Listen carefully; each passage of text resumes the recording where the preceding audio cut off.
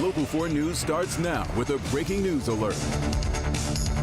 Good afternoon. I'm Erica Erickson. After 3 months of controversy and protests, the immigration crackdown in Minnesota is coming to an end. White House Border Czar Tom Homan announced this morning that Operation Metro Surge would begin to wrap up in the next 2 weeks. Homan called the operation a major success with more than 4,000 arrests since December 1st. The operation has also sparked mass protests nationwide and came under intense scrutiny after 2 people were killed by federal agents in separate shootings. While the operation is drawing down, Homan made clear immigration enforcement in Minnesota is far from over. For those that say we are backing down from immigration enforcement or the promise of mass deportations, you are simply wrong. Look at the data. Record number of arrests and deportations under President Trump's first year. And we'll continue that effort. Federal government personnel assigned to conduct criminal investigation into the agitators, as well as the personnel assigned here for the fraud investigations, will remain in place until their work is done.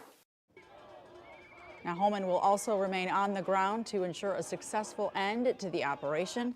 This is a story we've been following very closely, and we will continue to do so. We will post the very latest over at clickondetroit.com.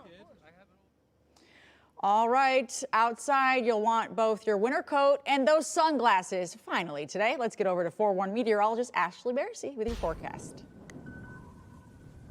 Well, much like yesterday, we will be topping out right around the freezing mark, so still slightly below average, and emphasizing slightly because 34 is our average high. What will be the difference today is we get more sun working its way in throughout the afternoon. We'll call it partly cloudy skies, but that sun can make all the difference out there.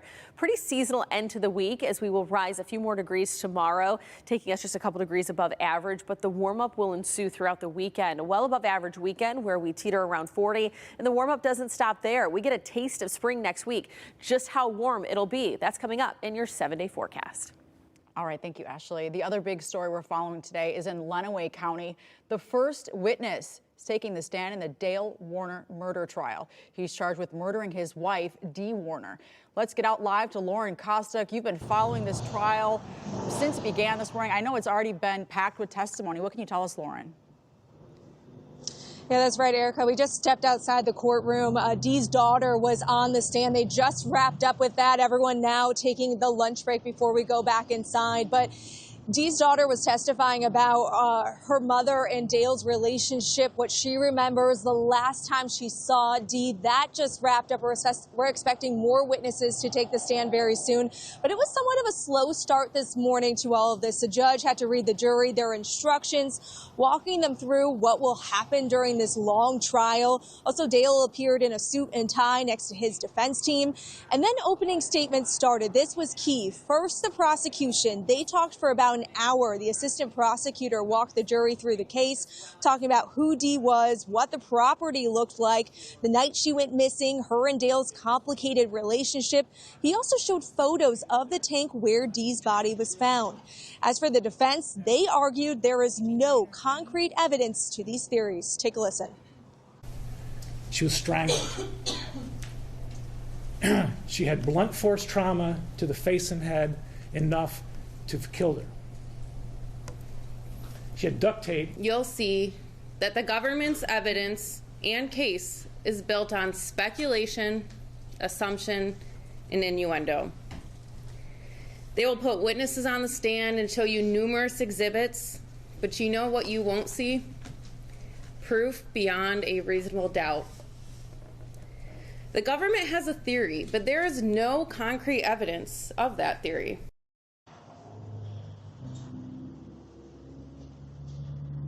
And if you remember, this was a very lengthy jury selection. It took several days to get here. Well, we counted there are currently 11 men and 5 women on this jury. Again, Dee's daughter just testified. We're expecting more witnesses this afternoon once we get back for lunch. And this is also expected to be a very lengthy trial. We're talking several weeks lasting into mid-March. We're going to bring you much more later tonight on Local 4. For now, live in Lenawee County, Lauren Kostuk, Local 4.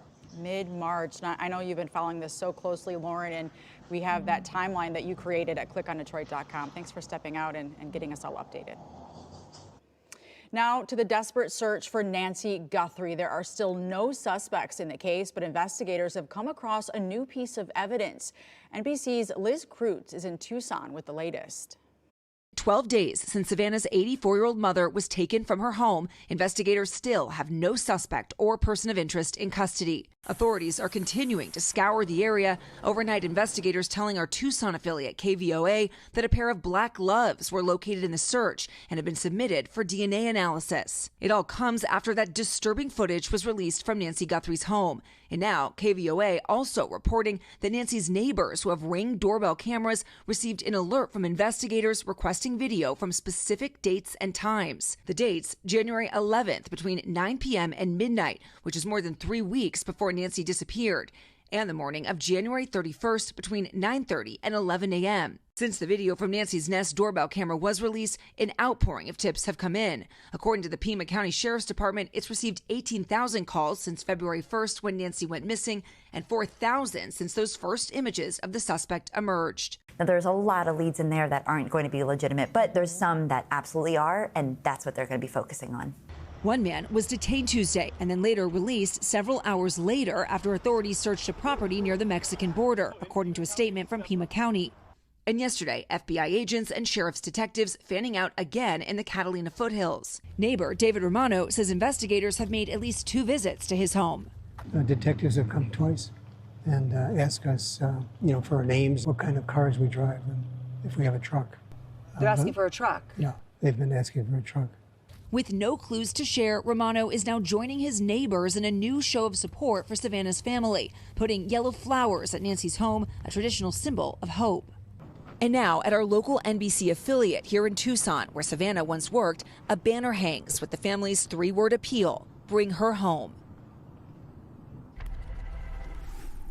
Now closer to home, we have a tragic update out of Taylor. An 11-year-old boy has died after getting hit by a car. His mother, Tonia Robinson, tells us Jacob left to get snacks from a nearby corner store when a car hit him crossing the street near Pond Village Drive and Eureka. Police say the driver did stay at the scene. Jacob's mother says he was a bright child who loved his siblings. If you're interested, a GoFundMe page has been set up for Jacob's family, and you can find that at clickondetroit.com. The city of Dearborn is moving to tear down a collapsed parking garage after a man got trapped inside. The collapse happened Friday night near Michigan Avenue and West Outer Drive. The owners were ordered to stabilize the garage to stop any further damage. As for the man who was trapped inside, he managed to slide under a steering wheel and escape safely.